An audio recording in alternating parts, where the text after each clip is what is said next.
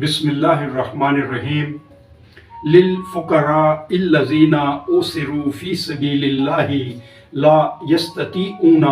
ضربا فی الارض یحسبهم الجاہل اغنیاء من التعفف تعرفهم بسیماہم لا یسألون الناس الحافا وما تنفقوا من خیر فإن اللہ بہ علیم۔ سورہ البقرہ آیت نمبر 273، اس میں اللہ پاک فرما رہا ہے خرچ کرو ایسے حاجت مندوں پر جو رکے بیٹھے ہیں اللہ کی راہ میں،